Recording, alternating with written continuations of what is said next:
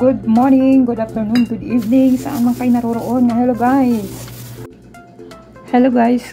Good afternoon guys. Tanghali na po. Tayo po ay mag-prepare ng ating tanghalian. At ngayon po ang ating content ay tuturuan ko po kayo kung paano magbalat ng tamang pagbalat ng bunga ng malunggay. So ito po yung mga bunga ng malunggay. Hapon po yan pinitas. May kapitbahay lang na umakyat at napakataas ng puno namin dito. So ito po yung babalatan natin at mag-uumpisa na po tayong ipakita sa inyo kung paano balatan ng bunga ng malunggay. Let's go! So unang-una ganito lang po yan. Ayan, tanggalan natin ng ayan po. Ito yung gusto kong gulayin guys, kaysa doon sa maliliit na parang sitaw. Nahirapan ako magbalat doon. Mas gusto ko itong ganito. Ayan. Mas gusto ko yung ganito. So meron tayong lagayan dito. Ayan.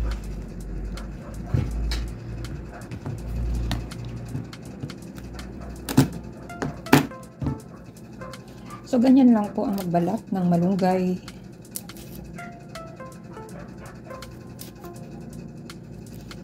Dati guys, hindi ko alam ito. Pero ngayon, naging paborito ko na. Kasi mula nung natikman ko siya, sarap talaga siya guys. Ayan, at alam natin na marami tayong makukuha din dito na benepisyo sa ating katawan. So, ganyan lang po. At pwede rin siyang hatiin. Di akin ng ganun. Ayan, ituloy lang natin hanggang sa maubos ang mga ito.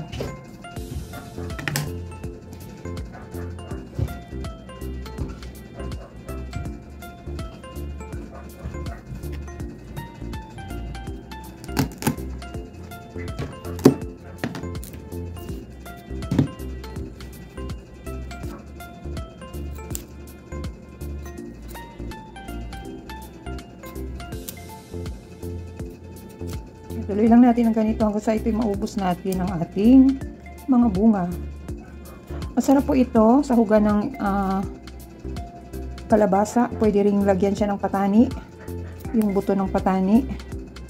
At lahukan mo ng yung parang yung inihaw na tilapia, isasapaw lang sa ibabaw nito. So ayan. Ayan po. Sarap po niyan. Dati po nung nasa probinsya kami, ang alam ko lang nalutuin ay ang dahon nito. Hanggang may kapitbahay din kami doon na nagturo na ang pati bulaklak nito ay ginagugulay. So, natikman ko nga yung bulaklak na isinama sa gulay na dininding ang pagkaluto. So, masarap din siya guys. Masarap din yung bulaklak. Tapos lagyan mo ng yung bagoong isda. Huwag naman madami, katamtaman lang.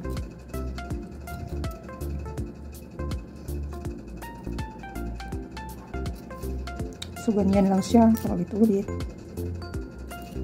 Ganito po ang tama na pagbalat ng malunggay.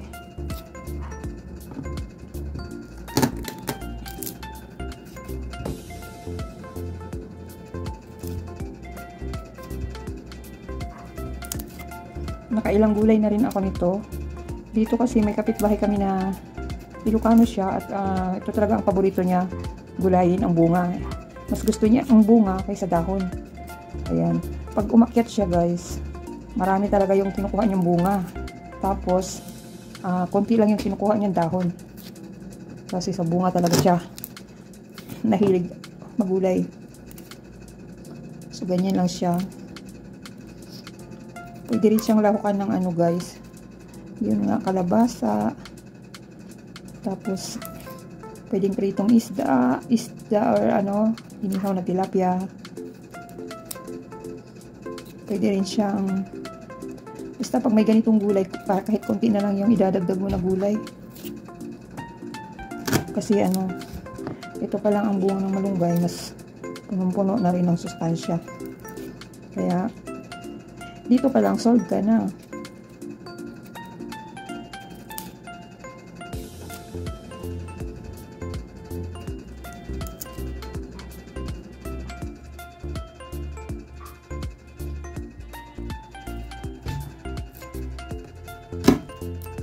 Marami po itong naibigay sa amin.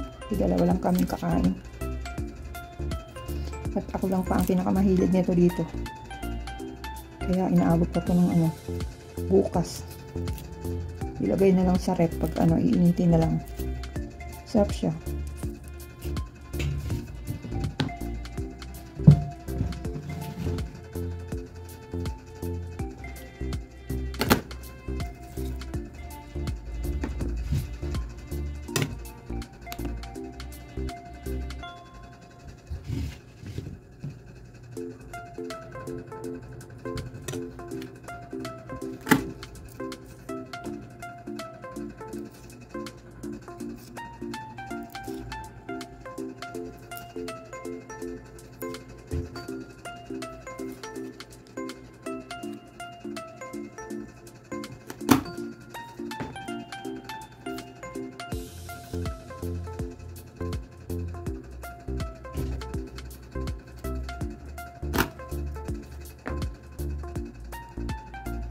Kailangan matanggal yung dito niya guys para hindi kayo mahirapan kainin to kasi medyo mapait din siya kapag makapal yung naiiwan na balat niya. Pero okay lang naman din kasi hindi naman yan lulunukin. Ang pinakagitna lang yan ang kinakain niya. Parang hahagurin lang siya sa ngipin pag kinakain. Hindi talaga siya lulunukin itong buong katawan na to, itong gulay na itong stick na to or buong bunga. Yung pinakagitna lang siya ang kinakain talaga.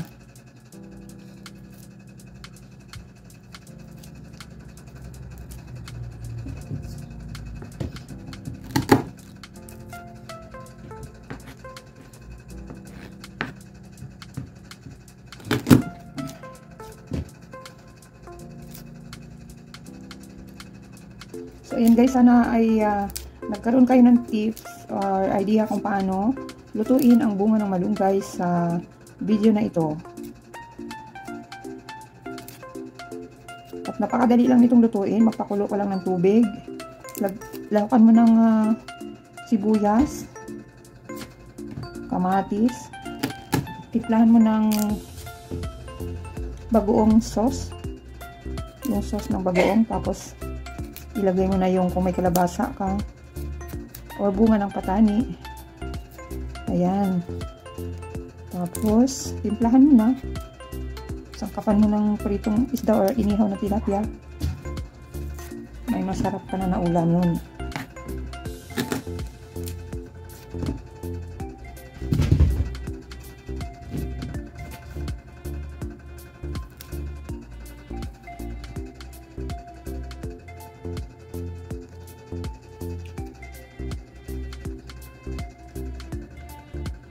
Meron din tayong upo dito.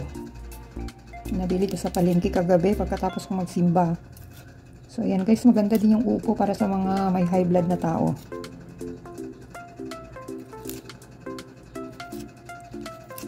Para hindi rin kayo mahirapang balatan ito, pwede yung putulin ng medyo mahaba guys, para mas mabilis ang pagtanggal ng kanyang balat. Ayan, ganyan. Tapos hihilain lang po pag ganyan. Then itong mga natira ganyan. Ingat lang kayo sa kutsilyo, lalo pag matalim ang kutsilyo nyo. Ingat lang po.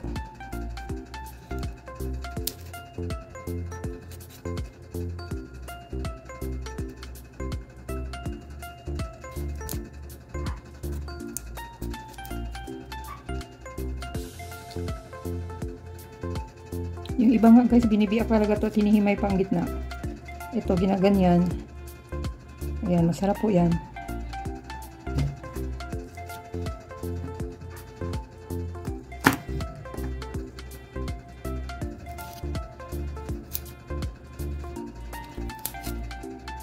Dito lang ako natutong magulay nito guys, nung napadpad na ako sa Manila. Kasi, ang pamilya ng asawa ko ay Ilocano, ang hilig nila nito. So ako na-adapt ko talaga yung pagkain nila. Gusto ko rin yung bulaklak ng kalabasa. Doon ko rin natutunan yun. Kaso lang, ayun kasi pag in-slice mo, ay pag binalatan mo, pag binak mo ganun, huwag mong ituloy dito ang pagputol sa likuran. Ayan, magtira ka ng konti at nang hihilain mo ng pagganon para diretso na rin pagbalat. Ayan. Diba?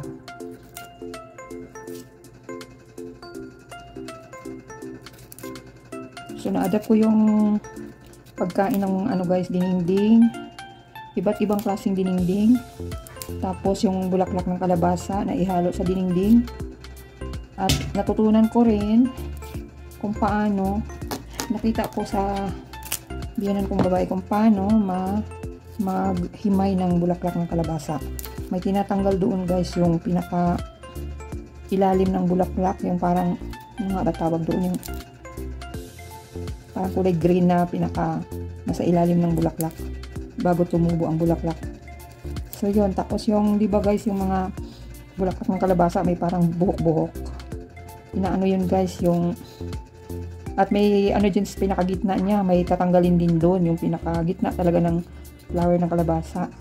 Tinatanggal yun, hindi yun isasama. Tapos pag natanggal na yun guys, gaganunin mo ang bulaklak ng kalabasa para yung mga balahibo niya doon ay matawag dyan, parang magugusot siya, matatanggal din, madudurog yung parang mga buhok niya. Ayun, ganun yung paggulay ng bulaklak. Pero bihira na ako makakita ngayon ng bulaklak ng kalabasa na may nagugulay. Ang sarap niya talaga. Sarap niya talaga. Tapos ganun din, may bagong isda. Yun ang nagpapalasa doon eh. So ayan guys. Ganun lang siya, paulit-ulit gawin. So nakarami na rin tayo. Nakarami na rin tayo ng binalatan.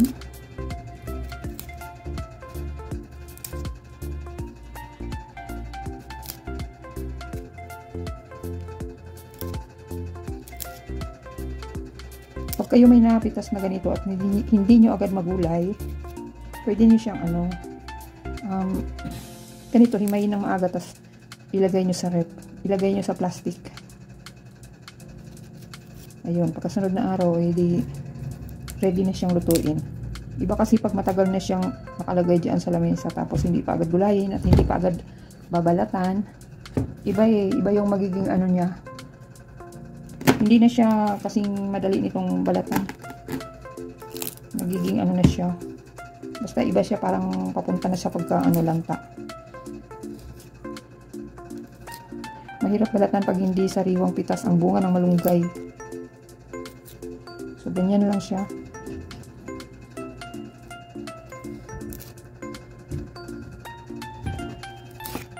So guys, sana may natutunan kayo sa aking video at ayan, magkaroon kayo ng tips kung paano magbalat at tamang pagbalat ng bunga ng malunggay. So hanggang dito na lang ang ating video na ito. Hanggang sa muli. Salamat ng marami sa inyong panonood. Bye-bye!